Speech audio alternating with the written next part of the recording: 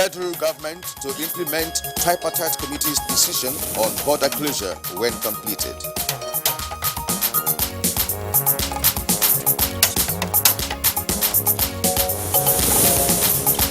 House of Representatives calls for release of more funds for effective management of coronavirus in the country.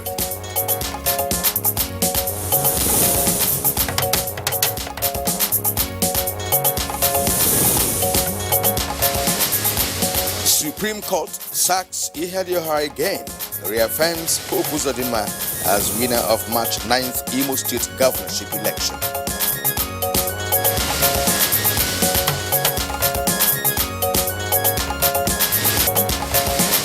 And on Good Morning Nigeria today, we shall discuss public-private partnership in project execution and engineering for sustainable development.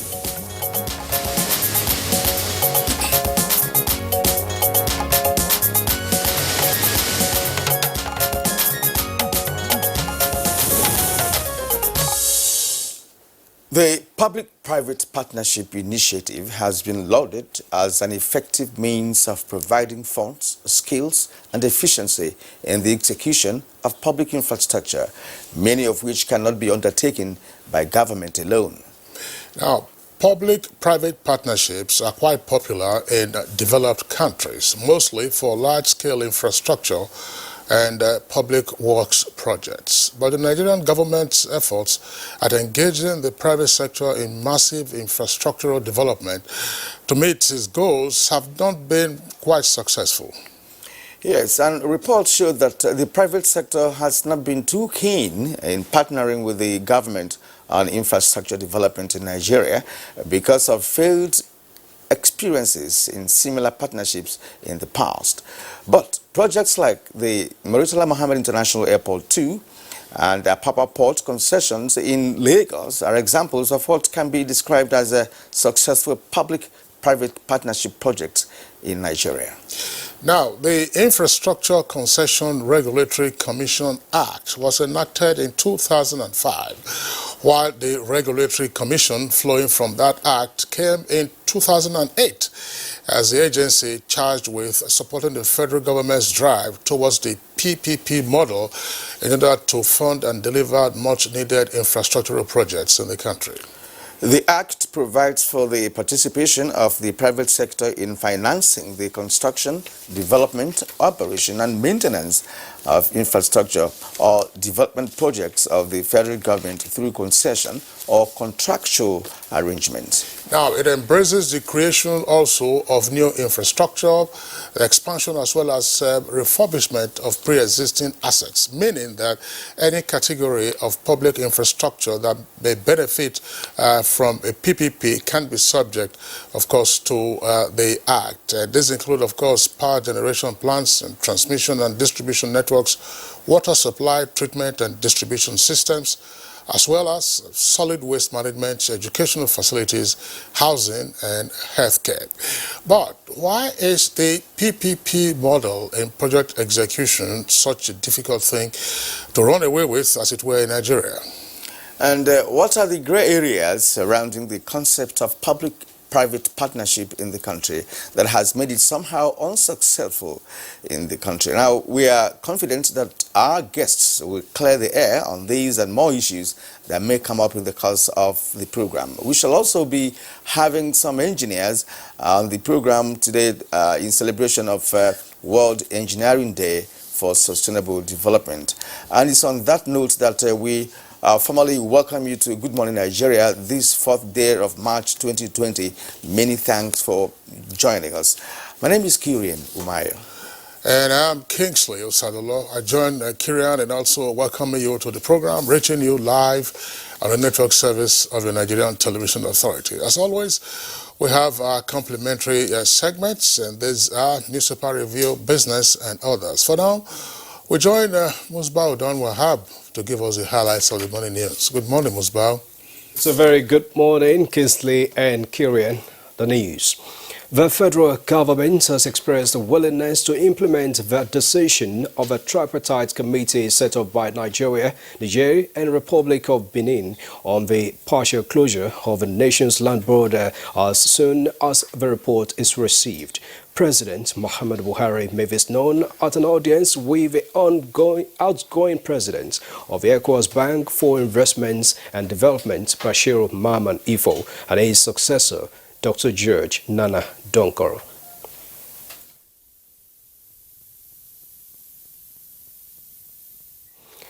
The Chinese national who arrived the Murtala Mohammed International Airport Monday on board Ethiopian airline and displayed symptoms of coronavirus as tested negative.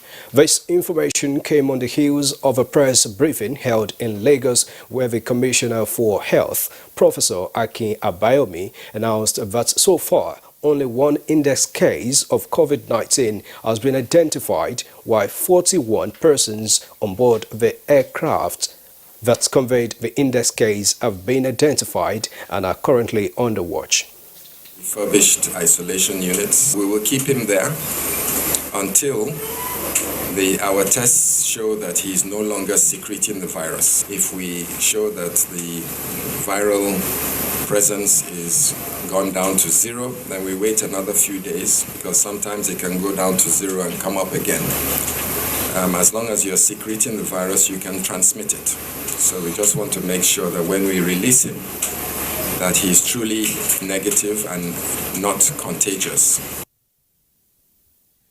The House of Representatives has called for the release of more funds for effective intervention and management of coronavirus, following a motion of urgent public importance by Representative Uyime Idem. House members urged that an emergency National Council of Health meeting be convened to strategize on tackling the virus. Unfortunately, it has entered the country, and there is nothing we can do than for us to rise to this challenge. We are worried because we know that the virus does not understand language. The virus does not understand who is a member of House of Reps, neither a governor or senator or president. We currently have only 3 isolation centers in Nigeria. We reviewed our strategy and a very robust discussion. We worked on fallback positions. In case one isolation center is full, what do we do? So we back up with our teaching hospitals.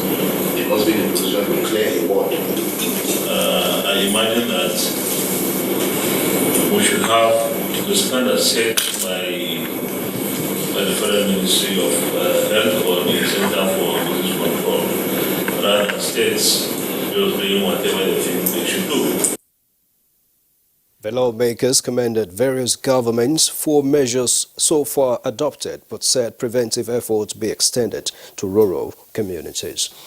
Minister of Environment Mohammed Mahmoud Abubakar says the federal government will deploy health workers and volunteers to Nigeria's frontiers to beef up surveillance as part of measures to contain spread of COVID-19.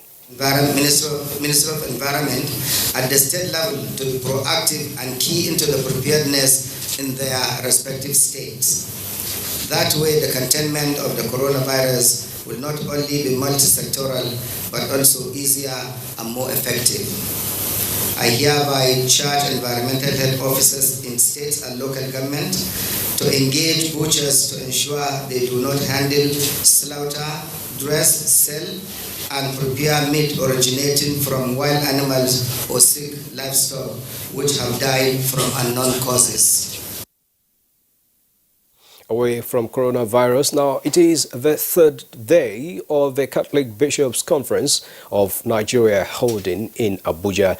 Critical issues bordering on the development of the country, such as peace and security, unity, poverty, and role of the church formed the major focus. The theme of the conference is the Word of God, a lamp to my feet and a light to my path. But when there is a gap, we feel there is an insensitivity. We need to have access to our leaders We need to have access to the president, to the vice president, to the ministers. They need to be closer to the people that elected them. Judicial matters. The Supreme Court, in a majority decision of 6-7, has reaffirmed its previous judgment, which declared Hope Uzodimma of All Progressives Congress (APC) winner of the March 9, 2019 Imo State governorship election. The Supreme Court held that it lacked powers to sit on appeal over the January 14 judgment of a court which nullified the election of former governor of Imo State, Emeka Ihedioha. The Supreme Court has affirmed its decision that Hope Uzodimma was legitimately elected the governor of Imo State. We have 6-1. It shows that each justice has his independent mind to determine each issue brought before the court. What they were asking for was for the Supreme Court to sit against its own decision. Thank God they resisted that. That concludes the news highlight for now. John Kingsley and Kieran for the continuation of our program after this break. Good morning. The program is Good Morning Nigeria. Economic experts suggest alternative funding of 2020 budget following drop in global oil price. Let's now join Kunle Adeye for details on business news. The Minister of State Budget and National Planning, Prince Clem Agba, noted that this is part of the agreements reached between Nigeria and the Japanese government at the TICAD 7 conference in Tokyo in 2019. He said the agreement is timely now that the COVID-19 has become a global concern, as the initiative will help in complementing the efforts of the Nigerian government in the fight against infectious diseases. The Japanese ambassador to Nigeria, Mr. Yutaka Kikuta, who signed on behalf of the Japanese government, said the agreement was to support the Nigeria Center for Disease Control to strengthen its surveillance system of infectious diseases and improve its capacity for early response to public health concerns in Nigeria. The increasing infection rate of COVID-19 in different countries of the world is believed to have greatly slowed down global economies, as market indicators show a sluggish movement in the oil and gas and commodities market. Nigeria depends on crude oil for an estimated 90% of export earnings and more than 50% of government revenue. And economist Williams Abraham said Nigeria should look at alternative ways of funding the 2020 budget. What Nigeria needs to do now is to begin to look inwards to see how revenue shortfalls for 2020 budget implementation will be covered up. With business news, I'm Kunle Adeye. Many thanks, Kunle, for the business news package on Good Morning Nigeria. Next is newspaper review.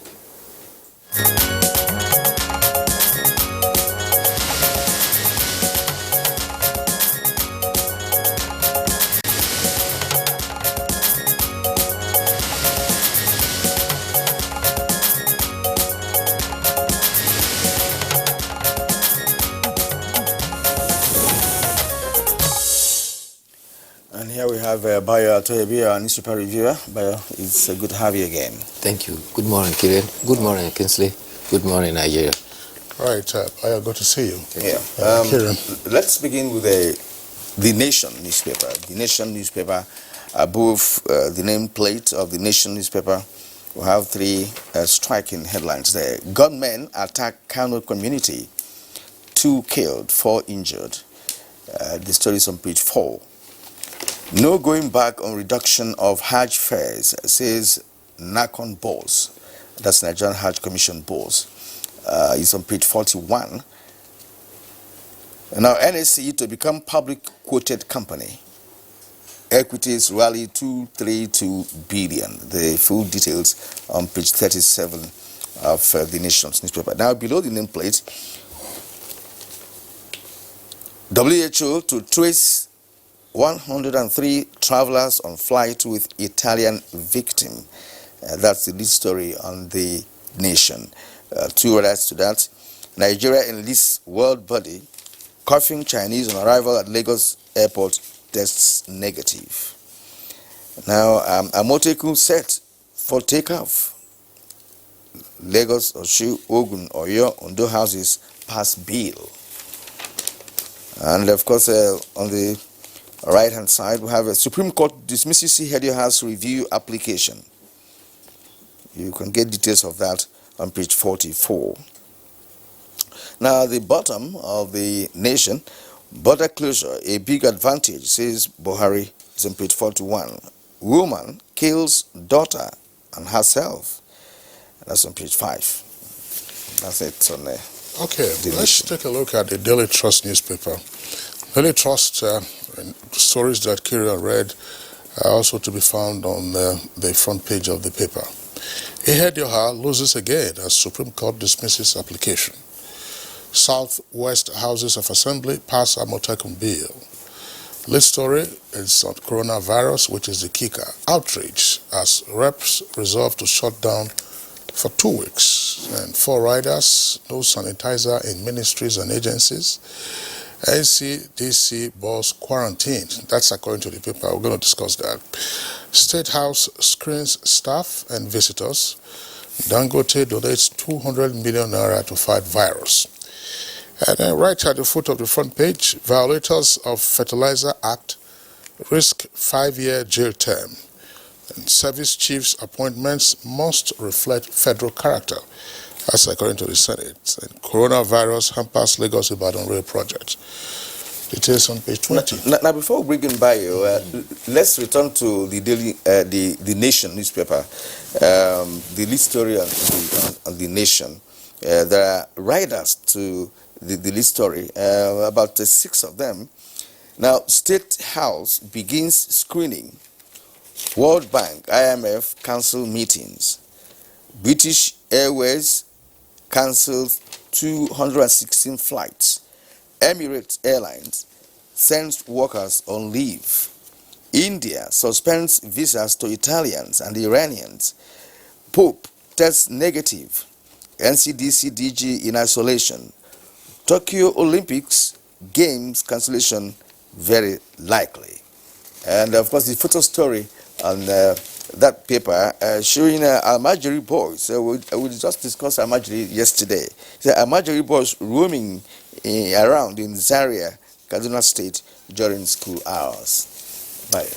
One is forced to ask, where is the Edu Marshal of the Kaduna State government? They have what they call Education Marshal, and they're going about, it's a committee where they spot children that are supposed to be in school and are out of school. They immediately apprehend them and take them, register them, and make sure that they are taken to schools. Let's start with the update on the coronavirus. The Director General of the Nigerian Center for Disease Control is hale and hearty. Dr. Chike Ihekwazu is not infected with the coronavirus. He is one of the few scientists invited by the World Health Organization to understudy the new virus, the coronavirus in China. And accordingly, upon his return, he did self-isolate himself as required by the rule.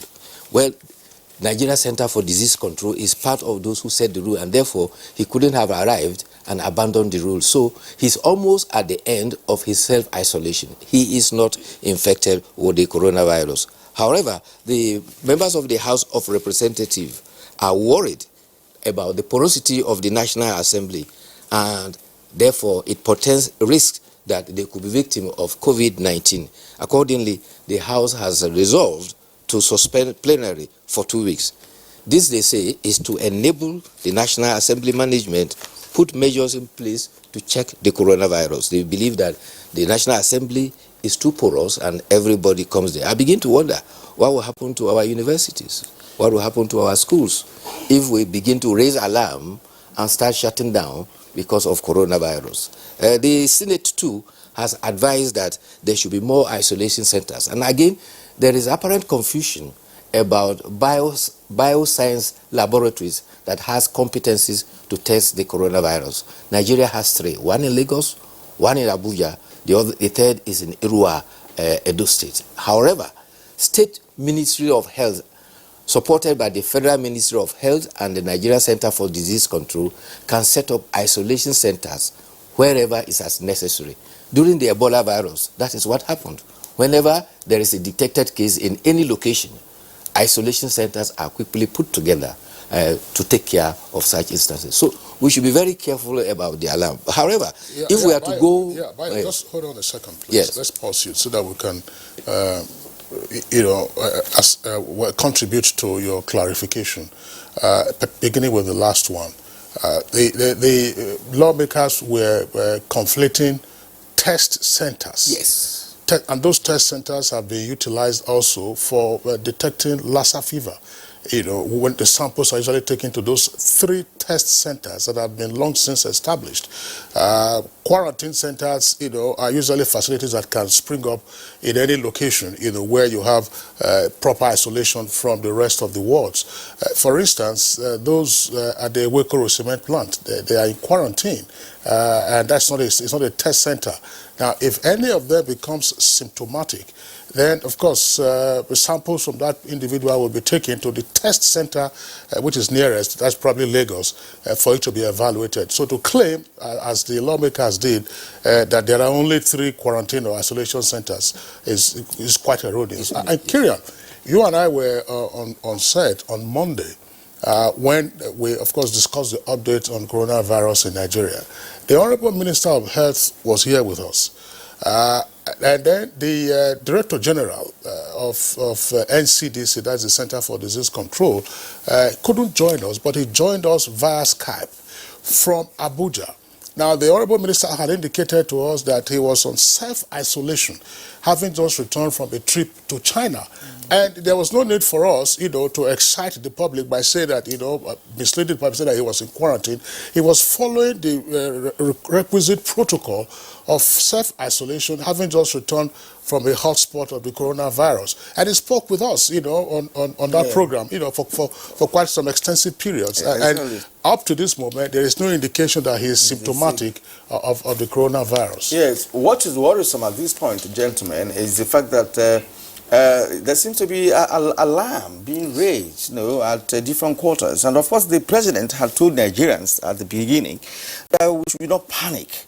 There should be no alarm. This is a challenge that can be handled. We've had the Ebola saga. And of course, Nigerians rallied around and all hands on deck, especially the health sector, You should not advise any state government to start establishing isolation centers. This is what they should have done since the outbreak of coronavirus. It is essential to have it ready, waiting in case of any eventuality or emergency. So you don't have to even be advised, have to do that.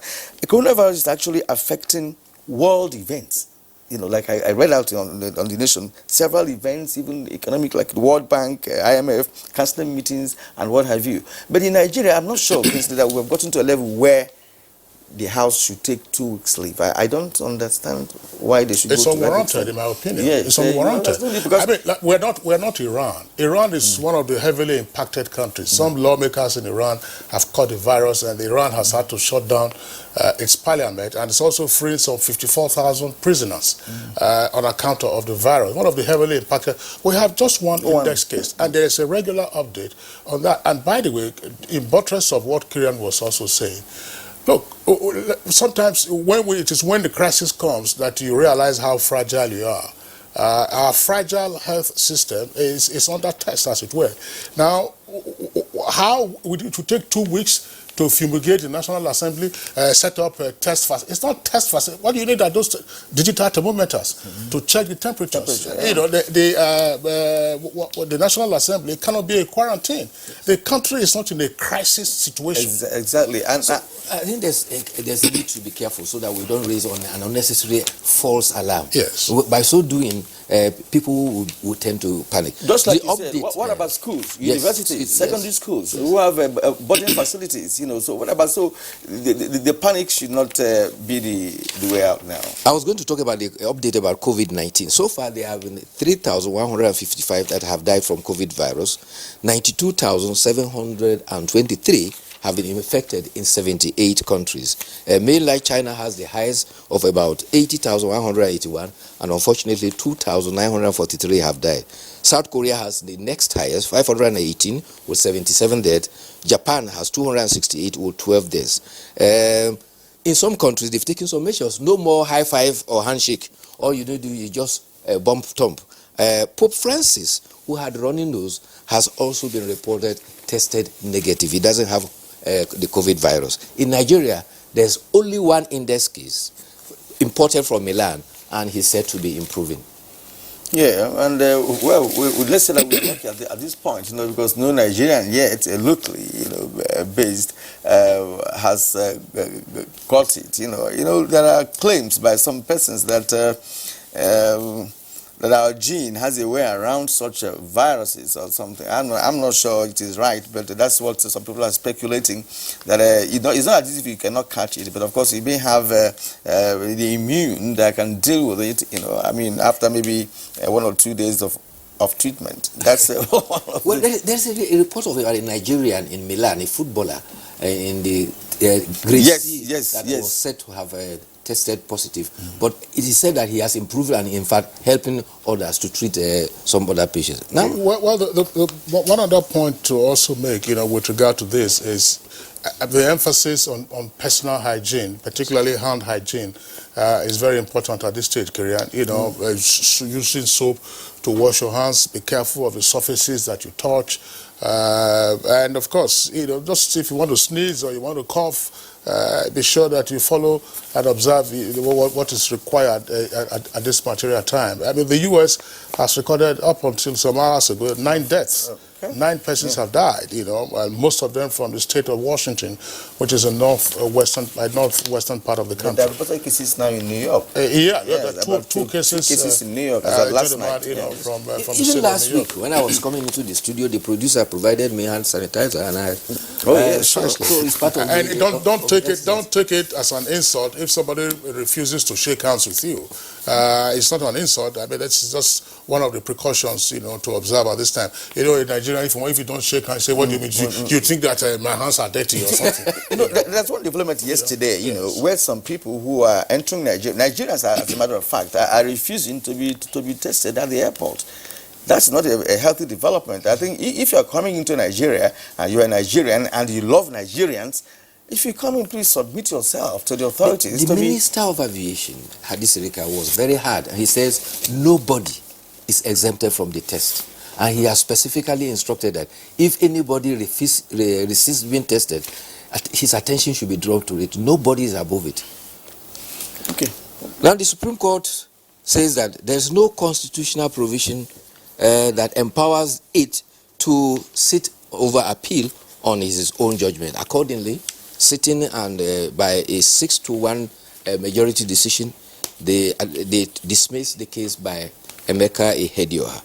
Justice Kayode Ariwola, who read the majority judgment, said the finality of the Supreme Court is entrenched in the Constitution, and therefore the inherent powers of the court does not allow it to review its judgment. However, Justice Chima Nweze, in a dissenting ruling, said the court has power to overrule itself if justice is seen to have not been met. Therefore, in the case of Hope Uzodinma, the learned justice said the court was misled and Uzodinma did not score the required spread. But be that as it may, majority carries the day, and therefore there's democracy too in the Supreme Court. 6-1, it means the majority verdict holds the way. Meanwhile, Governor Hope Uzodinma has called all winners and losers to come together in the spirit of sportsmanship to create a synergy that they work together to lift Imo to the next level. Okay, Bayo, thank you very much. There are a number of issues arising from that. We're not having enough time to discuss those issues in our newspaper review segment, but going forward, I'm sure that the opportunity will come, Kirian. Yeah. So Bayo, I would like to thank you for being around. Thank you today. too. Let's see you again tomorrow. All right, it's Good Morning Nigeria, live on the network service of the NTA. We'll take a short break now. When we return, we'll get ahead with our items for conversation. Now, the UNESCO has granted the World Federation of Engineering Organizations a request to declare an international day set aside for the global celebration of engineers and their profession, which starts today, March 4th, 2020. The first ever celebration with emphasis on engineering for sustainable development. And today in the studio to discuss this important matter Engineer Babagana Mohammed. Engineer Babagana Mohammed, of course, is the president of Nigerian Society of Engineers. You're welcome to Good Morning Nigeria. Good morning, Nigerians. And we have also here in Abuja studio Engineer Mustafa Balarabe Shehu, is Executive Vice President, World Federation of Engineering Organizations. It's good to have you this morning on the show. Good morning. And Engineer Chidi Izua, DG, the Presidency, Infrastructure Concession Regulatory Commission. You're welcome. Good morning, Nigerians. Well, I didn't remember to add FNSC to, Well, they are fellows of the Nigerian Society of Engineers. So, gentlemen, pleasure to have you with us on the program. This is obviously the first of World Engineering Day. What is the significance of this? And why do you have to have a World Engineering Day, by the way? Thank you very much. Good morning, everybody. UNESCO found it fit to celebrate and declare today, the 4th of March, every year, starting from this is the first time we're having it, to celebrate engineering and engineering personnel. Because over the years, this has been a very long struggle for us, for engineers and engineering to be recognized. And this year, UNESCO in their wisdom approved this day for us. Because as we are seated here today, everything here is engineering, and some people are behind it. Everything in this room is engineering. Including those of us. Including all of you seated. I'm not an engineer. Okay. No. But you are working in an engineering facility. You are eating from engineering. So UNESCO found it fit to celebrate all those who are putting their best and to make things, and in fact to bring in development to the whole world. That is the essence. Yes, well said. We understand that engineers are very important in every society, especially when we talk about development, in all sectors of human life. But in Nigeria, we may like to know to what extent, has engineering actually have been, deployed, in national development? Because as you celebrate Engineering Day, we also like to look at what is it for us, when it comes to engineering products in Nigeria. Mustafa Balarabe Shehu. Well, first of all, let me probably add to what the NSC president has said as to the concept of the World Engineering Day. We are all aware of the United Nations Sustainable Development Goals and the 2030 agenda, within which to accomplish these 17 Sustainable Development Goals.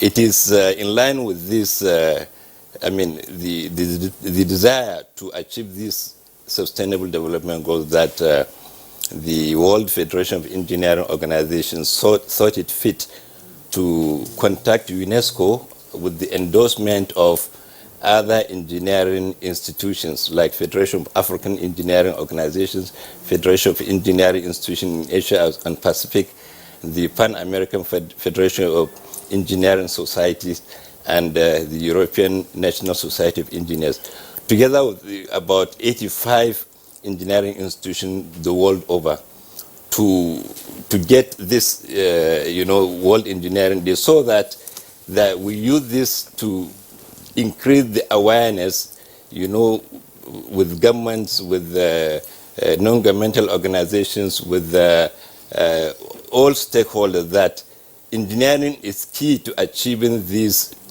sustainable development goals, especially with the fact that we need to increase the quality of the engineers and the quality of the engineering institutions, quality of the engineering companies, to make sure that these SDGs are actually achieved.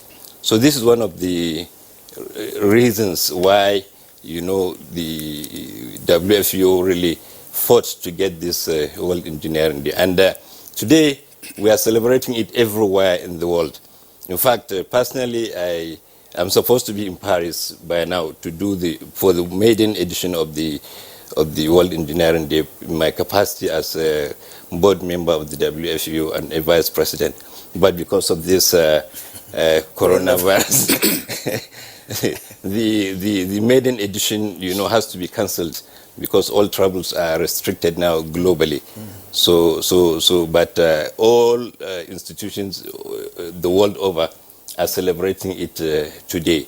And of course, the celebration will span you know, even throughout the week, actually, because, and another thing I want you to know is that the significance of the 4th March to us as engineers. 4th March actually is decided upon because it is the day that the World Federation of Engineering Organization was established as far back as 1968, precisely in the building of the Institution of Civil Engineers in London. All right, Engineer Barara Bishewu, thanks a lot. Let's bring in now Engineer Chidi Izuwa, who is Director General of ICRC, that's the Infrastructure Concession Regulatory Commission. Well, World Engineering Day, why are Nigerian engineers joining the celebration, and why should they? Well, you know, Kingsley, thank you very much. And I think I just want to re-emphasize what my colleagues have said. I mean, without Nigerian engineers, we would not be able to reach Nigerians, you know, from this studio. You know, the cameras we have are maintained, you know, all the audio-visual equipment, you know, the power, the everything. You know, so that's the role engineers play, you know, that we have power in our house. You know, just imagine what the quality of your life would be if Transmission Company of Nigeria is not able to get power to you. You know, just imagine if Kainji is not able to produce power for you. Just imagine if Abuja Environmental is not able to get your debt away. Just imagine if you had no water in your house. And now that we have coronavirus around, the role of engineers is not even being appreciated. As we sit here, bioengineers are sequencing the coronavirus DNA and developing vaccines for it.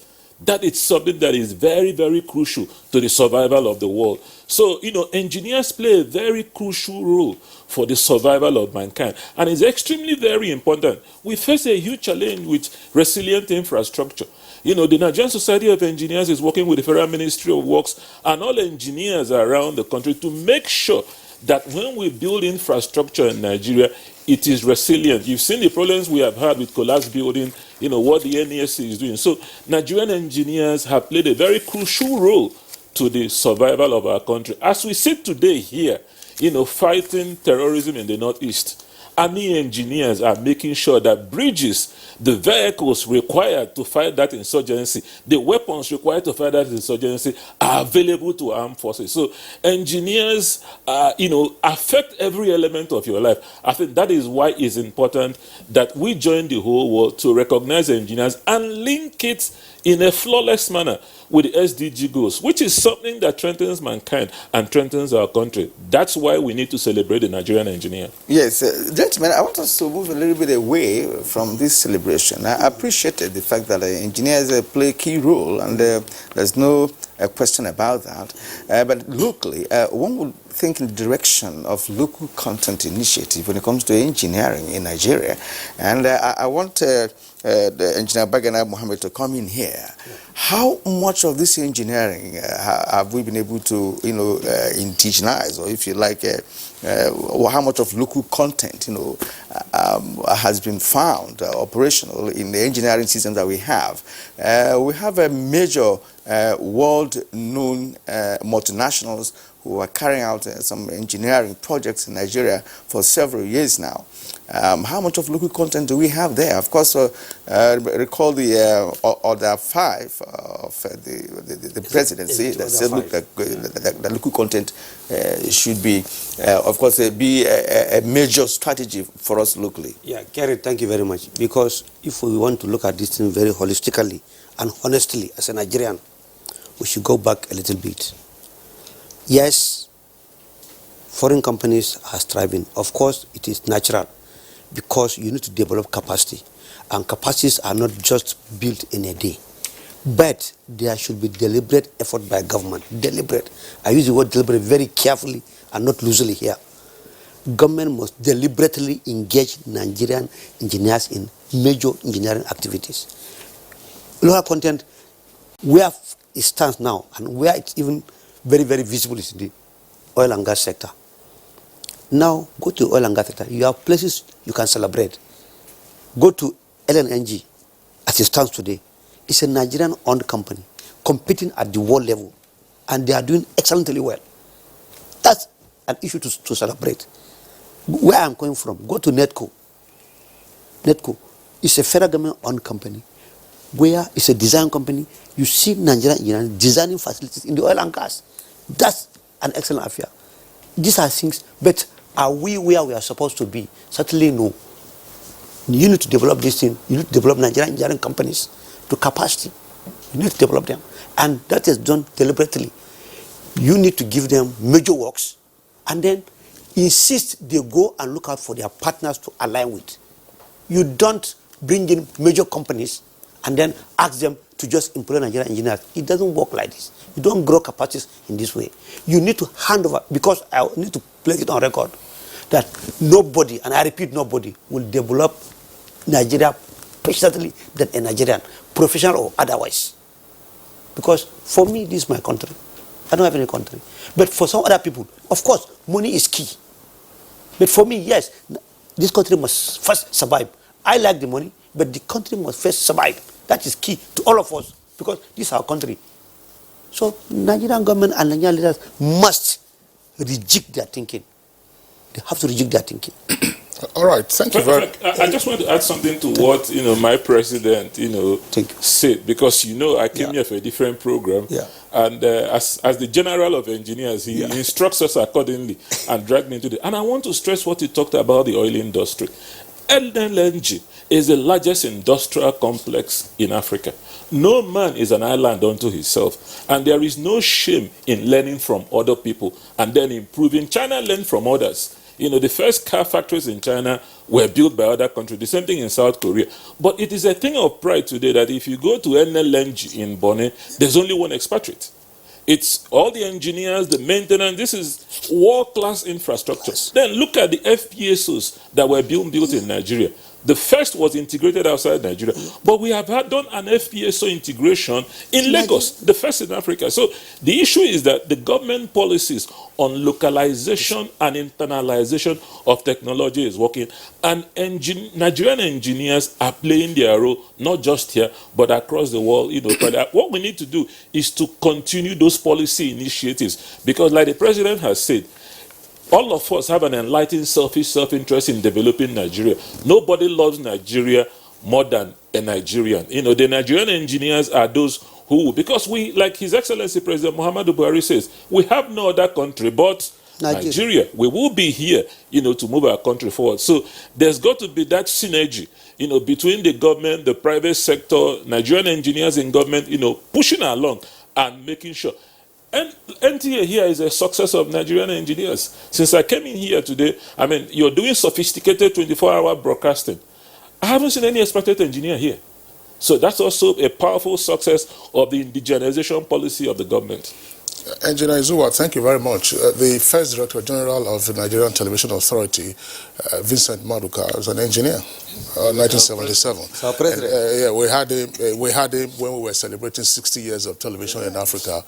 Last year was our guest from our Lagos Network Center. But regardless, part of what you're celebrating now in terms of the success story of Nigerian engineers, triggered by the question posed by my colleague Kiri, and has to do, some persons would argue, with legislation driving performance by way of the Nigerian Content Law, or Content Act, which has facilitated growth in the oil and gas sector. But persons will look at other locations, other industries, other sectors, road construction, for instance, building projects. On Good Morning Nigeria a couple of years ago, we had Babatunde Fashola. At the time, he was handling 3 ministries, Works, Power, and Housing, and he had some engineers. And he posed the question to them, name one structure, high-rise structure, that Nigerian engineers have undertaken in the past 20, 30 years in Nigeria. The response was 0. So what are the challenges that Nigerian engineers face, other than that success story that you have in the oil and gas sector? Well, I think, you see, this is a very clear case. You cannot develop without doing. The country's leadership has to have that policy of engaging the indigenous, engineering companies. If you, there is no way you can build a 20-story building if you have not built a 6-story building, 10-story building, like that, because on any project, you will be required to submit your qualification, your experience, the projects you have done in the last 5 years. So if there is no deliberate policy to engage, you know, an engineering company that, if there is no deliberate policy to engage an engineering company that has done a 2-story building to do 4-story building, then maybe in the next 5 years to do 8-story buildings, we can't move. So there has to be that deliberate policy of the government. And for whatever reason, if you cannot give the Nigerian company, 20-story building, then you give that company that particular project and then compel that company to partner with another foreign company, so that that project could be achieved and the two companies can work together. And there is no way you can work together with a foreign company to build a 12-story building this time around, and then in the next 3-5 years you cannot build it without them. And in addition, let me also add, that is how things are done. The second Niger bridge design was from NSC. Design was from NSC. The initial design was from NSC. We get the initial design. But the problem with Nigerian government or Nigerian leaders is they like white collar. That's the problem. Because look at it. Just come to think. Let's think ordinarily. We, in any setting, in our schools where we came from, you knew, I knew, nobody should contest that. Engineers are people who are intelligent. And our people here, you check the records from America, the last 3-4 weeks, they said Nigerians living in are the most educated, and most of them are technical workers. So if we had all these kinds of things, and tell me, people leave these shores with second-class lower divisions and go and become distinctions in America, you get, my people are excellent. They are excellent. But there must be something not encouraging them to maybe give what they want to give here. But I don't want to... What I'm trying to conclude in this is that the law, enabling the participation of the local content in the oil and gas sector should automatically be extended to other sectors of our industries. Yeah, I wanted, you see, one of the things about engineering, which is why, the World Engineering Day for Sustainable Development is very important, is that engineers are often backroom people. When you come to NTA here, the first person you see is not the engineer. The engineer is not the newscaster. The engineer is behind there, working extremely very hard and is often not recognized for what he has done. But the moment things don't function, he gets the backlog of it. And it's important you mentioned, Engineer Vincent Madoka, who has remained very active and played a role in building this institution. At the risk of sounding immodest, I want to give you an example of a significant structure done by a Nigerian engineer. And I'll use myself as an example. I came from Shell. In 2003, I was the project manager for the Bonga SPM mooring system. Nobody believed it could be built in Nigeria because nobody had built something like that before. A 900-ton, the most sophisticated deep water buoy anywhere in the world, was built in Snake Island.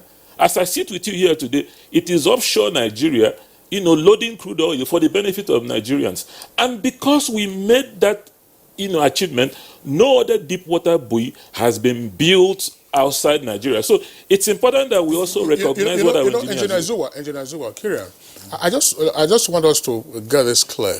The success story of Nigerian engineers in the oil and gas sector is not in question, including the latest example that you just cited. But, Kira, when we talk about infrastructural challenge in the country, infrastructural deficit, some of the typical examples we often will have would be roads, rail, and so on and so forth. The other infrastructure that are important, road and rail and structures. These are the things we're talking about. I just wanted to ask this question again, against the background of what we all know. What happened? Was there a gap? Because we used to have indigenous companies that constructed roads. One and Sons, for instance, was a road builder. I think there was another company very well known in the southeast in the 70s and 80s. So what happened? Was it that there was a gap in the transfer of skills or knowledge, or just sheer lack of patronage? or what? And therefore, how might the gap be closed? Let's begin again with Sheer Izuwa. lack of patronage. Izuwa. I think like the president had said, there are two elements of it. One is the issue of patronage. The other issue is scale. If you recall, just like you mentioned, Enugu Airport was built by Nigerian engineers. Owerri Airport was built by a Nigerian engineer. But as we grew as a society, the scale of infrastructure we required expanded. So you needed to bring in external, people to work with us. So I think the issue there is that transition hasn't been managed, very, very well to the benefit of our nation. And I think, we can complain from now to tomorrow, but what is important is to recognize a problem and do something to ensure it is not perpetuated. And the oil industry is a good example that, deliberate policy, can drive fundamental change. So I think there is a need to drive that policy change, in terms of public infrastructure to ensure that Nigerian companies and Nigerian engineers are given the option of first refusal, and when they don't deliver, let them face the consequences of it. And I bet you Nigerian engineers will deliver, because I doubt a situation where Nigerian engineers have been challenged and they haven't been able to deliver. Chidizu, well said, well said, but the crux of the matter is the fact that Nigerian engineers, are they not good businessmen? I'm making reference to the fact that it does appear that Nigerian engineers would like to have maybe me and my sons limited. You don't expand your horizon. You don't have capacity in terms of not just quality, but in terms of having the infrastructure required, to be able to execute major projects like big-time bridges, for instance, trunk A roads, for instance. All right, and that has been there for over the years, that Nigerian engineers can form a quorum. We have one single construction company that can beat any other one, or that can compete favorably, with the other ones operating in Nigeria, for instance. So that's where we're talking about engineering outside the oil and gas sector, right? Which is also major, because Kingsley talked about this. We have to build stadia. We have to build the roads, bridges, like the second Onitsha bridge that you said Nigerian designed. But Nigerians are not the people that are doing the job there. It's a foreign firm. All right, so that's what we're saying. So the transition you talked about from where we set up, because of population growth, we now, need more infrastructure in the country to provide for social services required, right? And then Nigerian engineers have been found wanting in that respect. And again, let me make this reference. The issue of collapsed buildings in Nigeria.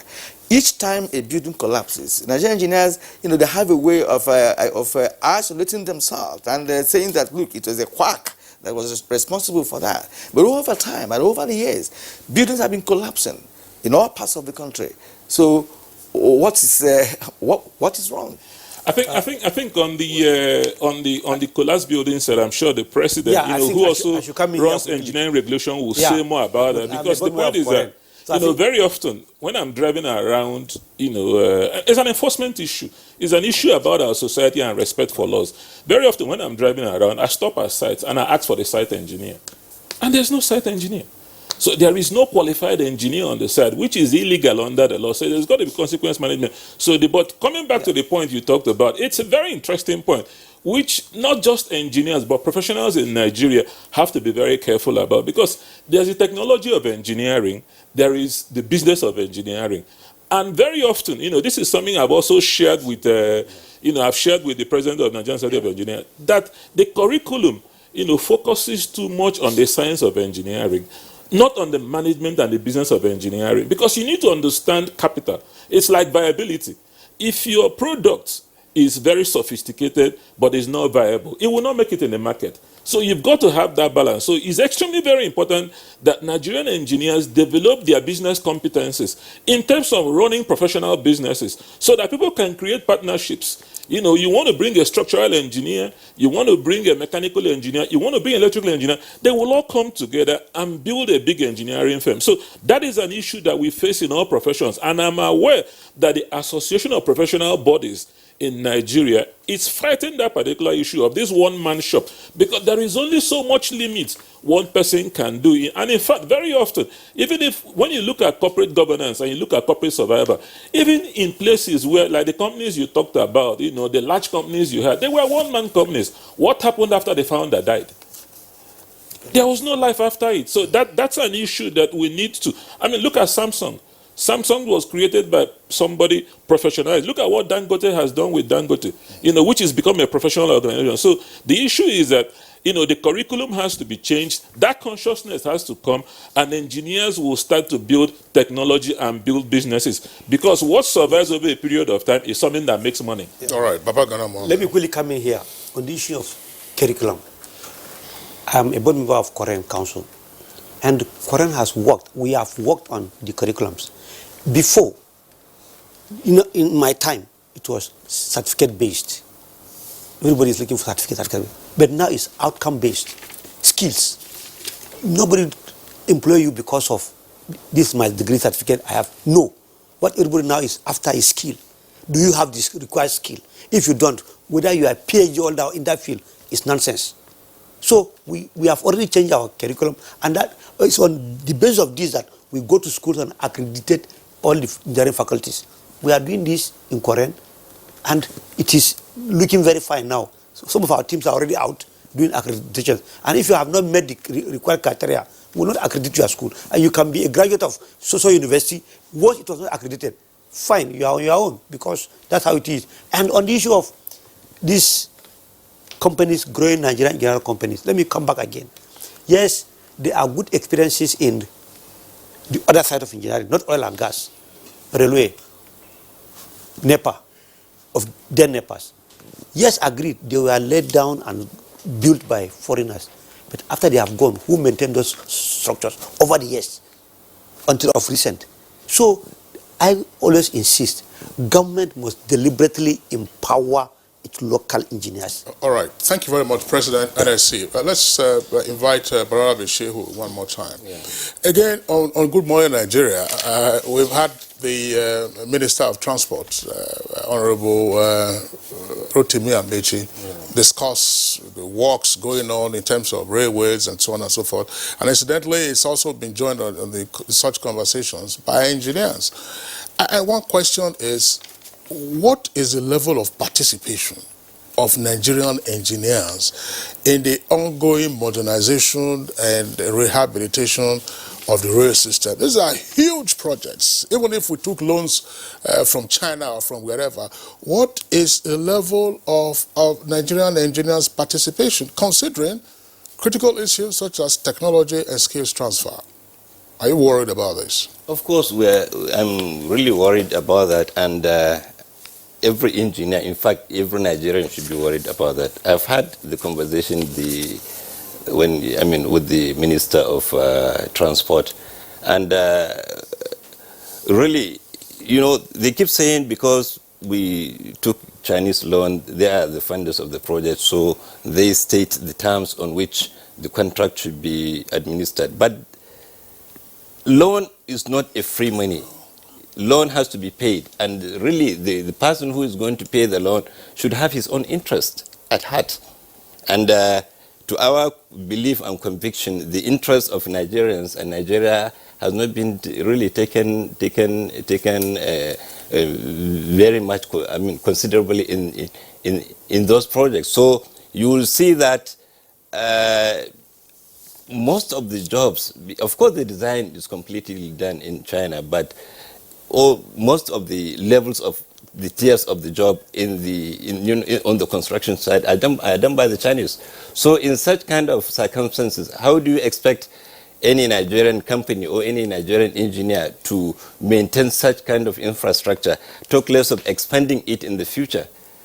What we are saying is that the conditions of the contract has to be made in such a way that the interests of Nigerians are protected.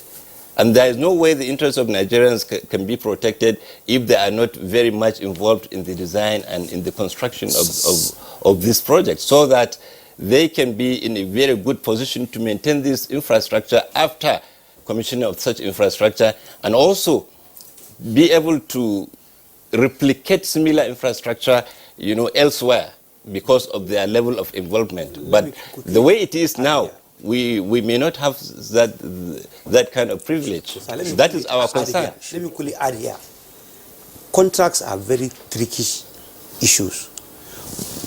On the onset, when you are going to negotiate this mighty contract, knowing fully well that the infrastructural contract, you must go with an independent, just like the Nigerian engineers. You invite them, they are professionals, they are your countrymen. Let them give you, if it is railway design, we have rail engineers, we have these engineers. They will assemble it for you. They are not part of government. They will go there as an independent body and then assess this document for you and give you professional advice. They don't take, we are not policy makers, but we will inform you that this is this at every stage. This is how our manpower can come in, because you need to develop at every stage, even at contracting. But let me give you an insight, and I think this is something that it's very important. It comes again to recognizing some of the baby steps we have made. The MD of the Nigerian Railway is an engineer. He's an engineer, correct. Engineer Fideto Kyrie. Yeah. Playing a very, crucial role in, designing contract negotiations and this role. And in the process, yes, the contract is awarded to a big Chinese engineer, but there's a whole lot of Nigerian engineers involved in those. A good example is the coaches. When they receive those coaches go to the NRC yard, which is run by Nigerian engineers, because it goes on to site. So I think, now the point is that... Can we make the coaches? You're not talking about manufacturing. Can we make those coaches? Time is not on our side, actually, because from what they have posited this morning, it's clear that we have intelligent Nigerian engineers, even operating elsewhere. We have the Emagwales of the NASA, which of course is the most sophisticated scientific enclave globally. And we have others. The young man from Kogi who is making the drones, in America. You know that. But now we are talking about your poor organization in terms of the business of engineering. So we are concluding right now when we get more facts about your celebration today. Let's go back to that.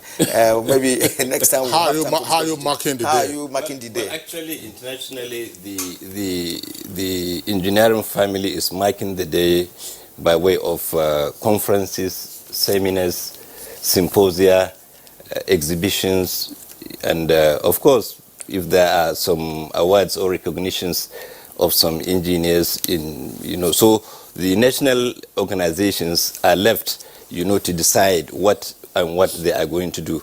But I think in Nigeria here, we are going to have a symposium, later in the day, maybe in the next 2 hours, in the National Engineering Center. But of course, other branches of the Nigerian Society of Engineers also are having different activities in their branches. All right, thank you very much. We have some tweets that have come in from our viewers. We'll just go through these tweets. There are 4 of them. Bikira and I will take them simultaneously.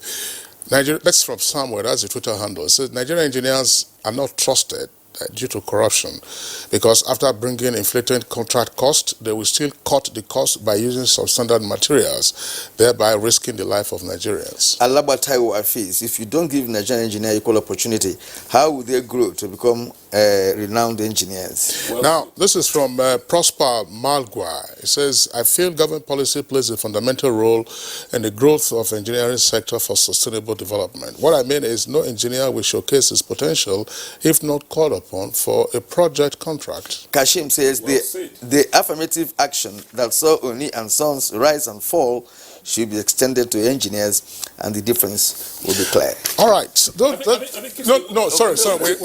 are pressed for time. We're still going to retain you. We're going to retain.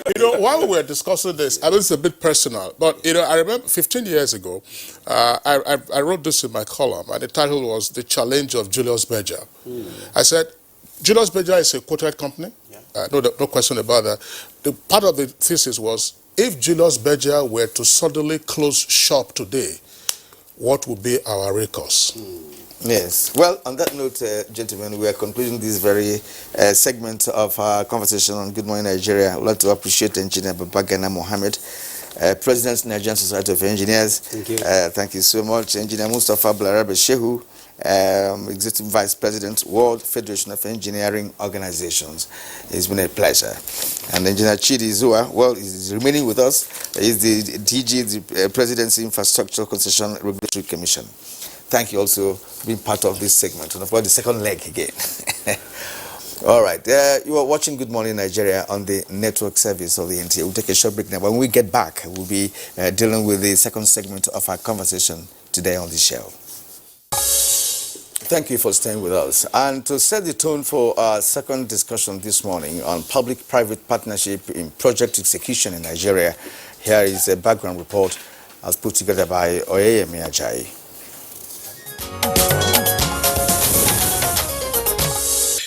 Growth in the world today cannot be achieved without quality infrastructural development. It is said to be the bedrock of every society, as well as the foundation of good democratic governance. In Nigeria, infrastructural development has been a key factor towards the country's drive to becoming one of the top economies of the world. Leaders have projected an investment heavily on the country's infrastructural development at different sectors of the economy. Over the years, these infrastructural projects have experienced some levels of neglect leading to their deterioration and dilapidation.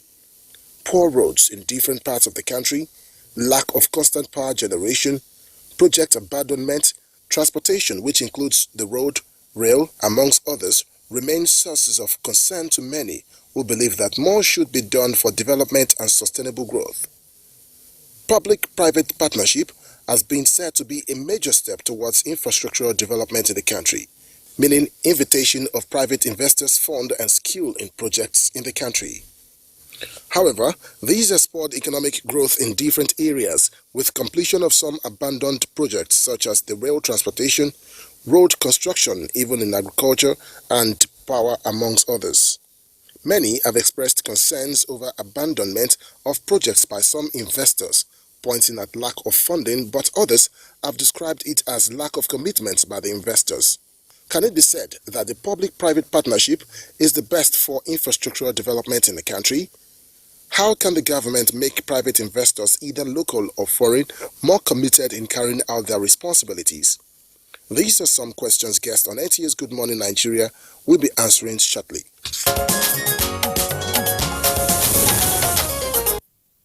All right, many thanks, Oyeyemi Ajayi, for that background. We have four guests. Earlier, we indicated that we were retaining Engineer Chidi Zua, who is Director General of the Infrastructure Concession Regulatory Commission. Once again, Engineer Zua would like to welcome you to the second conversation. Also here with us in the studio is Engineer Umar Gambo Jibrin, Executive Secretary of the Federal Capital Development Authority. Engineer Jibrin, pleasure to have you with us on Good Morning Nigeria. And Niyi Akinsijo, an investment and financial analyst, is right here in the studios. Niyi, delighted to have you with us on the program. Last but not the least, another regular guest on Good Morning Nigeria, lawyer and development consultant, Mani Ochuboju. Mani, pleasure to have you around. Thank you very much. Okay, gentlemen, you're most welcome. Since the return of democratic governance in Nigeria in 1999, the Obasanjo administration introduced the PPP as a development model, which of course the subsequent government actually keyed into. But what appeared to have failed is the fact that all the PPP arrangements that governments entered into did not actually result into the expectations of Nigerians in terms of sustainability and in terms of actually ensuring that we have development in all sectors. There are certain projects, that have been concessioned one way or another during the period of these administrations I mentioned, yet nothing specific can be identified as a good developmental project completed based on concessioning on PPP arrangement. What is the problem? Let me start with you. What is the problem? The problem of public-private partnership to a large extent has to do with mostly the design initially, the project selection, and the implementation. The implementation sometimes is inefficient. It doesn't generate the required funding that it promises. It doesn't even bring the required expertise that it promises. It doesn't even bring the required experience that it promises. In the initial bidding process, you see very beautifully presented documents, outline business cases. Fantastic. They bring technical partners, they attach it, you go through the documents, and even the bidding process, they all look good. But the implementation is usually the problem. During the implementation, all those beautiful technical details, financial analysis, those projections, they fall apart. And to a large extent, even the monitoring of the implementation is inefficient. I say this with due respect to Chidi because I know it is his area. And Chidi has been excellent in monitoring initial projects. I give that to him. I've been in some meetings, he may not remember me in some backgrounds, and he talks the talk, and he does the work. But it is not for Chidi alone. It is a whole institutional weakness that we are looking at. The man may be good himself, but what about the others? What about the monitoring? What about the implementation? To a large extent, I think the weakness in the implementation and the disregard for the contract. They come with beautiful ideas, the technical, the financial, the other promises of economic development. Lawyers put these documents together, they sign the contract. But even before the contract starts, you see members of the consortium begin to wobble. Some even withdraw. How can you do that? Even the worst case scenario is where unsolicited bids, where a company, I don't want to mention their name, Chidi knows some of them, will come and say, give us this sector, we'll turn it around. Unsolicited. They bring fantastic consortium partners. They bid for this. And then just to be in compliance with ICRC rules, they turn it into a competitive bid. They go through the bid process, they win, or they are selected as preferred. Midway, the lead consortium partner decides he's leaving. It's only in Nigeria you hear things like that.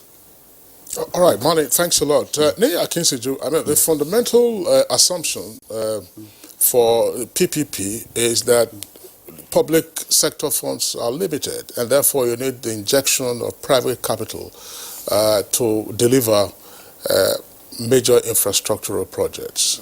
And we keep hearing that private capital is available locally, but mostly outside. And yet, on the basis of what Mani has indicated, we don't seem to have received much joy from what is flourishing elsewhere. That's to say the PPP model. What's wrong? Private capital is functional capital. Private capital looks for rewards and productivity. And so to the extent of that, private capital will look at investing at places of guaranteed returns. And when there is no prospect of that, it becomes reluctant. And I think that is the problem we've had with the PPP universe in Nigeria. Principally because I want to say we put the horse before the cart when we went Sorry, into we put the cart before the horse. before the horse, sorry. When we commenced the experimentation with PPP, I think sometimes in 2000, 2001, starting with the port concessions with Lagos, Ibadan later, with the MMA2 and all that. Now, when you have a reading of all this put together, what you come out with was a situation of bedlam, crisis, fighting, engagements and all that with both the grantor and the operator and all that. So what I'm trying to say essentially is, perhaps we didn't get to have a formal direction and philosophical undercurrent to this until we have the ICRC in place in 2008, you know. And I thought that should have been what should have been in place before, you know, before going into it, because the truth of the matter is PPP is very complicated. You have so many stakeholders, and of course, the private sector person wants to exploit as much as possible, you know, what is investing in. And again, you also have a public sector personnel, or community that also lacked capacity, at least at that time. What I can say now is that, thankfully the DG of ASIRAC is here. We've been monitoring what he's been doing in terms of increased capacity for personnel.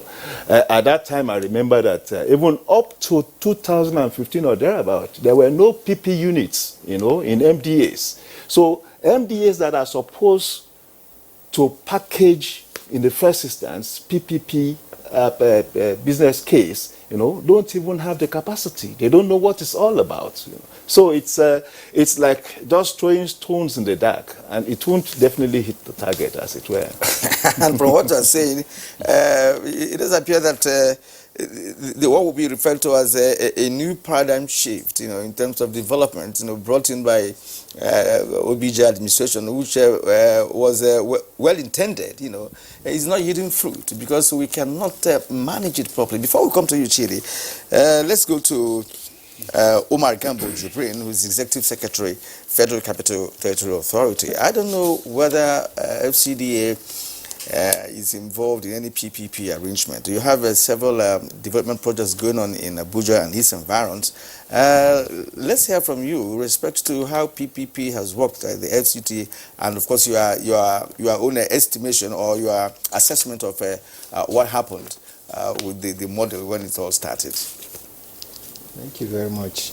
I think for us in the Federal Capital Development Authority and the territory at large, we keyed into these public-private partnerships long before the coming of ICRC. Incidentally, we are not strangers to PPPs maybe because of the avalanche of infrastructure works that we have to do right from when the territory, came into being way back since 1976. So we saw the need to approach the PPP horizon to be able to accomplish this, very huge infrastructure outlay. And we did that immediately. The administration of Obasanjo came on with it, and we commenced in the district infrastructure. We already have about 5 districts that have been penciled down for development using the PPP window. We have the Katampe, Mabushi, Durumi, Kado, and Gwarimpa 1. These have been there, and the pilots have been Katampe district. It started way back in 2004-05, and it has its own ups and downs, quite okay, because the concept is entirely new, and there are challenges just as we have discussed. But we have evolved over time, and with the coming of the ICRC, giving all the legal and institutional regulatory framework, we're able to... Can we share the challenges you have at the moment? Yeah, well, of course, my colleague here was mentioning issues of packaging. Usually, we package these projects very, very well. But again, like my other colleague said here, these things are, things that people don't even seem to understand how it is before they venture into it. We have some, negative perceptions by some of our practitioners. And if you understand, PPP fundamentally is just partnership between public and private investor or sectors. And once there is a snap on any of these sides, then there's some problem. The agreement will have to be reviewed again. All right. Thank you very much, Executive Secretary, FCDA. Now, let's bring in the Director General of the Infrastructure Concession Regulatory Commission. You are virtually the headmaster here. Give us our national scorecard with respect to the utilization of the PPP model in infrastructure delivery. Yeah, we have a robust scorecard, but there are challenges. I think part of the thing we face here is that because we have a huge infrastructure deficit, so the baby steps that are being made to use this are not being recognized because it is not, Rome wasn't created in a day. It's not plug-in day. But I think anybody who listened to the brief you guys gave at 7 o'clock, was world class. And in recognition of that, I brought the ICRC Act and the National Policy on PPPs as a gift, to put in your library. Thank you very much. Now, the point to note is that if you look, we are the first country in the world to have a PPP disclosure portal. So if you go to the ICRC website, you will see a PPP disclosure portal where every PPP in this country is openly disclosed. The World Bank is recognized us for that. Since 2010, we have about 69 PPP projects which are post-contract, doing very well in implementation. The ports have been very, very successful. Just imagine wharf rats. You don't hear about them anymore. The private sector, the problems the ports have are things outside the ports to do with access infrastructure, which are not part of the concessions. Now, coming further down, look at Lekki Deepwater Port. Because what will solve the problem in Apapa? Apapa is a river port. It's deepwater ports. The private sector is coming there and raise 1.5 billion.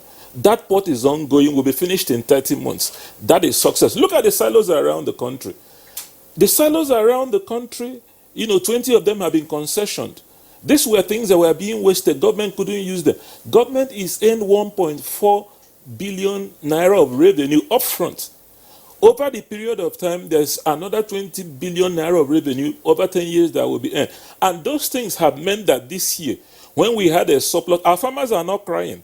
The surplus harvest, because those silos are available, the private sector has brought them back to life. Just in the FCDA here, like the ES is here, Gariki Hospital is a PPP. If any of us were to fall sick here, where are we likely to go to? It's Gariki Hospital. And Gariki Hospital is a unique success in the world, in the sense that it is probably the only PPP based on user pay, for social services. So from that angle, there are successes we have. And I want to announce here, on behalf of the Honorable Minister of Works and Housing, what Nigerians have been expecting is for us to have PPPs in our road sector. That is happening. We're meeting with them. The adverts will soon come out. People will see them. We are choosing one road per geopolitical zone to bring in the private sector and turn these roads into what they are anywhere else in the world, into commercial. Now, in the aviation sector, the 4 airports will be concessioned. That work is ongoing. As I speak here with you, the RFQs for the maintenance, repair, overhaul facility on PPP basis has gone out. The one for the aviation leasing company, because the reason why our airlines can't get access to it is because of funding. So there is a lot that is happening in the PPP space. And what everybody here talked about capacity, Kingsley, tomorrow, the PPP Consultative Forum is meeting, which is a meeting of all PPP unit heads across the entire public service. And I will invite the NTA to come and cover this. So we have, and in addition, one of the biggest problems we have with PPP in Nigeria is technical capacity to prepare bankable projects. Because he made the point, the private sector would only be interested in bankable projects. But what the ICRC has done is we have established the Nigeria Infrastructure and PPP Institute, which is dedicated to creating capacity. Yesterday, we were the Nigerian Immigration. Last week, we were Voice of Nigeria. So that work is being done to build the capacity to. So what we need to do is to support what the ICRC is doing. Our infrastructure deficit, the Nigeria Integrated Infrastructure Plan estimates that we will be spending between $33 billion annually. Our infrastructure spend on the budget this year is what? It's $2.53 billion. So even if we say it's $3 billion, there's a $30 billion gap. So we need infrastructure investment. Yesterday, we had a very powerful group, and I will encourage Nigerians to go to www.route1corridor.com, a private sector group that wants to build a backbone infrastructure. $115 billion. That is more than what we have invested. So the way for our country to go is PPPs and more PPPs. And also, we also need to stop this obsession with federal PPPs, because those PPPs are important at the subnational level, at the state and local governments. Medical services need to be improved. Transport services need to be improved. Education services need to be improved. So we have also partnered with the Nigerian Governance Forum to open the Nigerian PPP network to ensure that local governments and state governments use PPPs, because that is the only way. Oil price today, as we speak, has fallen below our benchmark revenue for this year's budget. So what feedback are you getting from the subnational entities? Very positive. extremely very positive. We were in Gombe State, and this is another success that people don't talk about, the Dadinkowa hydropower plant. When Dadinkowa was built, there was no power plant there. The private sector has come to, build the power plant. There is 40 megawatts of power on the grid available in Dadinkowa. It is the first on-grid power plant in the entire northeast of Nigeria. And more importantly, because that involved a substation and transmission system, it has created a stable system to supply power to Biu and other parts of the northeast. So that is what the private sector, I think what is important is that, when you praise a singer, what does he do? He sings more. So I think we need to acknowledge what has happened to be able to move. So he's singing, but we can't spray him. You have really done the praises yourself, and it's highly appreciated. You've mentioned some areas really where PPP worked, and we appreciate that. But there are some other areas, we talked about road construction, which has not gotten a good bite of it. I recall that in 2015, the second Niger bridge was concessioned under the purview of Konjiwala then as the economic team leader of that administration. But it didn't work out. It collapsed. And what is going on now there is a direct contract, by government. Now, the unbundling of a PHCN, of course, last week we had programs on that, power supply and what have you, metering and what have you, is because, of course, it's a PPP arrangement. That's what it is. But it's not delivering at this point. In fact, the issue has gotten to a level where it's becoming complicated, and of course, Nigerians are yet to benefit from that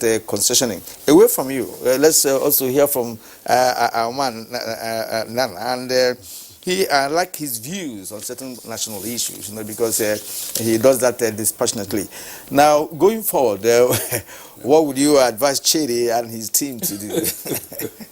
Well, Chidi is technically very competent. We need more Chidis in his institution. That's going forward. It's not enough to have one or two glittering stars in an institution. It's lopsided. You need to enhance and broaden the capacity to a large extent. The issue of monitoring projects is something that they need to do.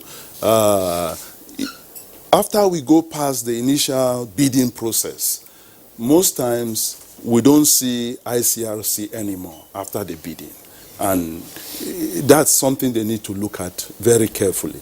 The other thing they need to look at too, regrettably, is the issue of political interference in project selection, where if, for example, I'm a minister, I'll need a project to be located in a particular area, or maybe for political reasons, or for vote generation reasons. I don't want to say vote buying reasons. And thirdly, the issue of transparency. We need to deal with those issues. It's a bit opaque, especially during the bid process. The bid process simply says in the ICRC Act that the person that submits the technically and economically more comprehensive bid should be awarded the bid. What is technically more comprehensive and economic sometimes can be subjective. It can be subjective. And that selection process of who wins the bid is something we have to deal with seriously, because this private funders, they come from America, they come from China, and come and spin these projects for us. And when it comes to implementation, most times they underestimate the costs and overestimate the benefits. So there's a gap in between there, especially when it comes to implementation. And then when you, as a lawyer, you're working on their project and you're working on their contract, and you point out these gaps to them, they take offense. They tell you you're not an engineer. Oh, they have to do bankability study. How do you start doing bankability study when the project has started? You are taking one step back, just as Nii said. We are putting the horse, the cart before the horse. Thank you. I'm repeating exactly what you said. that trend is peculiar in PPP arrangements. Yeah. And it needs to be reviewed critically. You know, I'm tempted to go back to Chidi Zua, but your response will be very brief on this one, so that we can take Niyi and then Engineer, Executive Secretary of FCDA. Look, you know, what touches Nigerians the most, the highlights of the success stories you've mentioned, they are useful. But when we look at our road sector, particularly federal highways, the question has always persisted, why we don't appear to have deployed PPP. We know there's this tax credit that has been offered to Obajana Road, and I think part of Apapa Uburoshoki Expressway rehabilitation. But I don't know for how many years now they have been on Lagos Ibadan, reconstruction. They went to court by court. I don't know where they are, so let me not speak on any matter that is subsidies. You have other federal highways. They will tell you sukuk bond, that they are using for all of this. So why has it been difficult? Look at, Abuja, Kaduna, Abuja, Lokoja, and then Lokoja, Ajakuta side, and then Lokoja, Benin. Why has it been difficult? I'm sure, I don't know last time, some months ago, I was on Onitsha, Enugu Expressway, but that's not an expressway anymore, it's a footpath. So what is the problem? What is the problem with deploying speedily, PPP models to get those roads, up and running? I think you hit the nail on the head. And the ICRC had advocated this over a very long period. And I think the good news is why we cannot change yesterday, we can change tomorrow. That it's happening now. That the Honorable Minister, and I think we need to recognize Babatunde Fashola, has agreed. So Benin, Shagamu, Asaba, the Owerri Onitsha road you talked about, all those roads are now being worked on, and the RFQ adverts would come out very soon for concession. That will happen. So that is something, that policy measure is it. But I just wanted to address two things that he mentioned earlier. First of all, Second Niger Bridge was never concessioned. Because what happened was the ICRC, and I think this is the point, part of the problem we have, and I think this is part of the problem that people don't want to comply with the law. The ICRC Act is very clear. You can only procure a bankable project. So the issue of going to do bankability study after you awarded the contract is against the ICRC Act. So you do development, you do procurement, you get the ICRC OBC certificate, you get the FBC certificate. That's the proper process. That national policy is world class. The World Bank is using it to build other countries. But unfortunately, at times in our society, when we make laws, we break our own laws, we don't comply with it. So, Second Niger Bridge, when we looked at it, the tolls for just Second Niger Bridge alone was too high that it would have caused social crisis. So, our suggestion was, look, you just don't go and toll a bridge alone. Why don't you concession up to Benin Shagamu and then recover the entire revenue through that entire place? So people will not know, they will not feel it. And you create an economic corridor, just like the North-South Expressway, which they developed in Malaysia. That's what. On the power sector is not a PPP, because a PPP is a procurement process. However, there are three elements of the power sector which are PPPs, and they're the most successful. The three hydropower plants, Kainji, Jeba, Shiroro. Those plants were concessioned to the private sector, and they are producing for us today the lowest cost power that we have. When Kainji and Jeba were concessioned, they were doing about 400 megawatts. Today, they're doing 900 megawatts. Shiroro is functioning fully. So the issue is that the private sector, when they come in, because one important thing is that you're changing the reward structure. Private sector only makes money when they provide a service. So mainstream and North-South Energy, who are running those things, would only make money when they provide a service. That's a fundamental paradigm shift. We need to assess it forward. They have been complaining, the Gencos have been complaining about not being paid because the power that they generate, the discos will reject them. In some cases, we discussed power last week, we discussed it again on Monday. But the success story is noted. Niyi, one of the points that Mani raised, and Engineer Izuwa has also touched on it, when we were discussing the bankability of a project, Mani says that there is a tendency for the bids to work towards the answer. They draft these bids, gilt-edged, everything is perfect, everything is sound, but when it comes to implementation, that's where the cookie begins to crumble. How then do we overcome this temptation of, being, if you like, being too academic?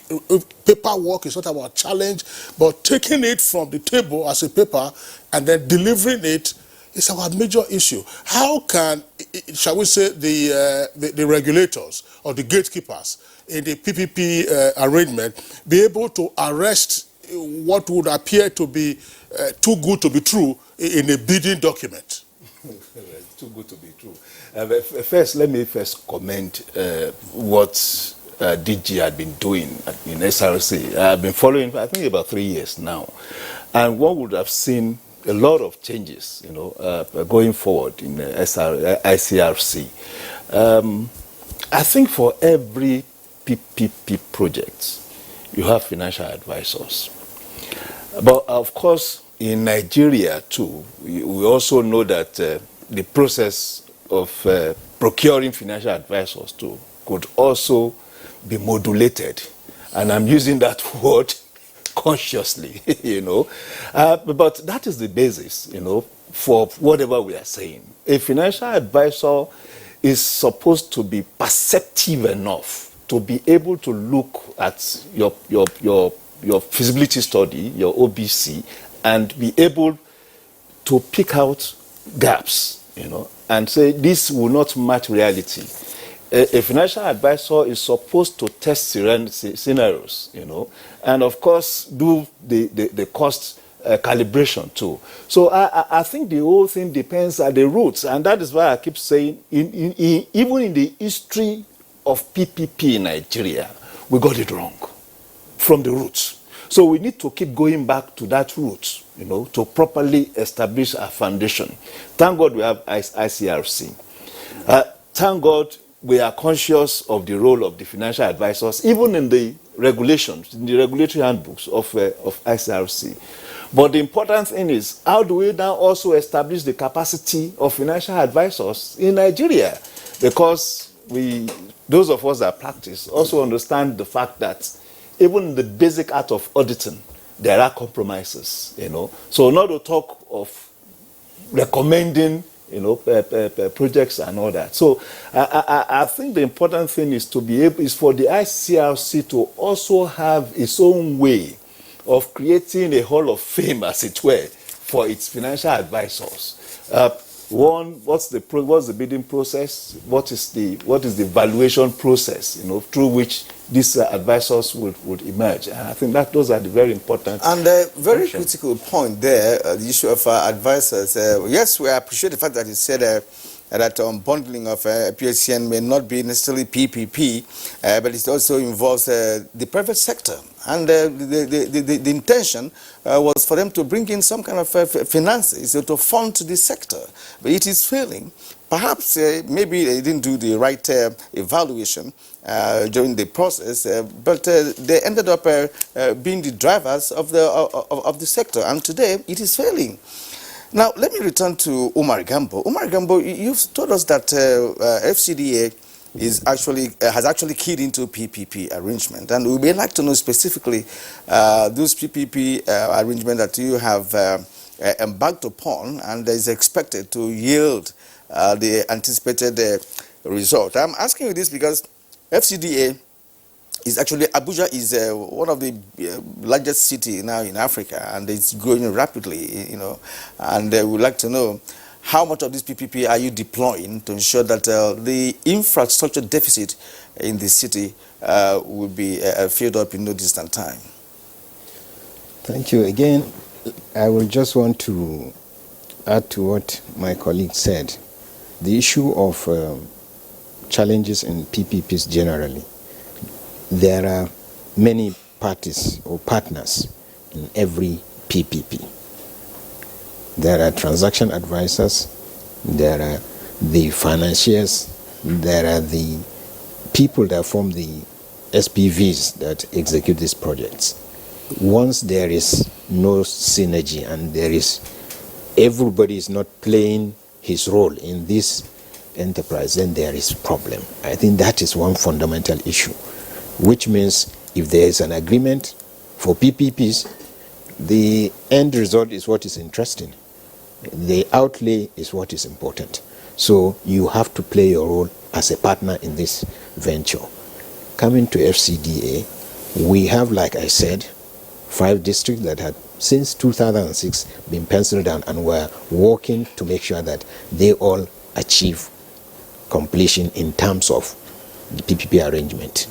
All the challenges from what we had in the Katampe district are being resolved, and we are going to move on to ensure that that pilot becomes a success. And then really one wonders. there are other very critical infrastructure projects that are coming on board. We have several unsolicited bids from investors who want to execute these projects. We have our transit system for the city, where we intend to have the bus lanes and the rail together. This is one fundamental thing that we're looking towards the PPP to actualize it, because of the import of transport issues in Abuja. Then there is the medical, like you rightly said. Apart from the success of Garki, we're looking for fresh, very new medical PPPs, so that we have hospitals that can be built that are world class, using the same PPP window, not just service oriented, or for people to just, pay for the services based on the existing facility. Well, you just told us that I'm just wondering why we keep having perhaps confusion along the line. Money has been so specific about this. The issue of the bidding and all of that, the process well made, technically good, and what have you. When it comes to implementation, it fails. Is there corruption in this? Are there people who would want to shortchange others because it's partnership and many people are involved in that? Is there anything like that? There is something that we haven't mentioned here. One of the things my late father taught me was trust but verify. Due diligence. So what happens is that at the end of the process, there has to be a proper due diligence. It is not just what the person has claimed on paper. So, and I'll give you a practical example. You know about the e-ticketing system, for the Nigerian rail, which has been approved by FEC. At the end of the process, there was a due diligence of the investors. Who is your financier? What is his capability? Is he going to finance it? Is there? What's the technical capacity? So due diligence is very, very key. At what point do you do due diligence? Is it after the fact of selecting the preferred bidder, or what? Due diligence. You do two levels of due diligence. Namely, you do the first one during the bidding process, because at that particular point, that's what the guy has bidded. Then at the end of the process, when you have your draft agreement, you would now verify that the things he has said he will do, he has the capacity to do them. You must do those two. If you don't do those two, then it's not a complete process. So due diligence is extremely very, very key, because without due diligence, then you are not sure of what you're doing, because you're just building castles in air. Because people can make any type of claim without verification, which is what the process is. So due diligence is very key. We'll run into trouble. Thank you very much. I want to come back to Engineer Umar Gambo Jibrin. Yes, look, we know what you've talked about in terms of PPP arrangements in the FCDA, but let's just look at some development of some of the districts. I'm sure you must have heard this. Katampe is a problem area for estate agents. People will tell you, don't go there to go and buy any land, because you are not sure of the problem. FCDA has challenges with the person or the companies it was concessioned to. You are saying that those problems are likely to be overcome. You'll tell us how that is proceeding. Second one, I'm sure you must have received complaints from persons who moved into certain districts that were concessioned or given out under the land swap deal. The private developers were supposed to have developed the infrastructure, but the experience in the FCDA has been that the developer constructs one miserable paved road, and that is it. So then they allocate the plots. Thereafter, you are on your own. You have to start creating your own infrastructure and so on and so forth. Is this back to due diligence or improper supervision after the fact to ensure that there is compliance with the terms of the concession or with the terms of the grant? I think, like I said, the Katampe example is very, very important. We have looked at all the initial issues bedeviling the project. When you base a project on the rate of plot within a district, and from when the packaging was done to now, everything has changed. So many things have moved on.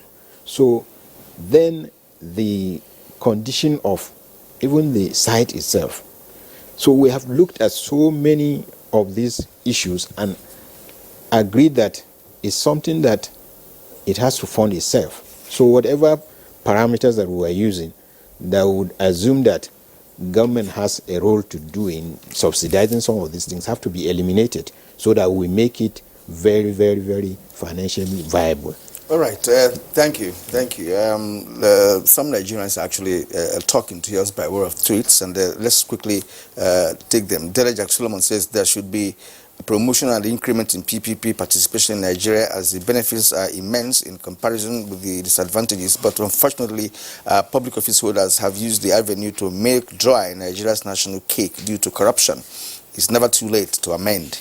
Now, Mike Ayanko has this tweet. PPP, to say the least, is working to an extent or not even working in parts of the country because of stringent conditions by the government to those private enterprises.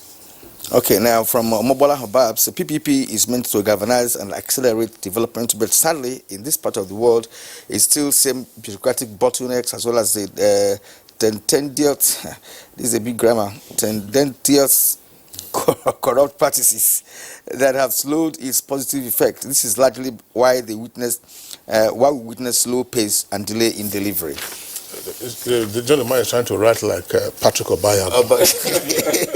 Law Alpha C, it says public-private partnership has not really worked effectively in Nigeria. I prefer government borrowings to execute projects. Wait, it doesn't know the life of a debtor. PPP's involvement, yes, in delivering. Festus Akimbera, PPP's involvement in delivering important infrastructure is relieving government the huge capital burden needed for such projects. Government at all levels should embrace PPP, which is the lifeline for economic growth and poverty reduction. Chris Simeon, very quickly, PPP has suffered serious setback due to corruption and lack of patriotism by the officials involved, especially when it comes to project execution. Bashir, at the heart of Nigeria's abysmal performance, experimenting with PPP is greed and insincerity of purpose. All right, so those are the tweets that we can take. Hassan Adamu would like to thank you for sending in your tweets, Chris Simeon as well, and the others. We have your tweets. On that note, we'd like to thank 4 guests who've been with us in the studios. Engineer Chidi Zuwa, Director General of the Infrastructure Concession Regulatory Commission. Thank you very much for being with us. We need more PPPs in Nigeria. Okay, not more borrowing. Engineer Umar Gambo Jibrin, Executive Secretary, Federal Capital Development Authority. Thank you very much for being with us on Good Morning Nigeria. Thank you so much. Mani Ochuboju, lawyer.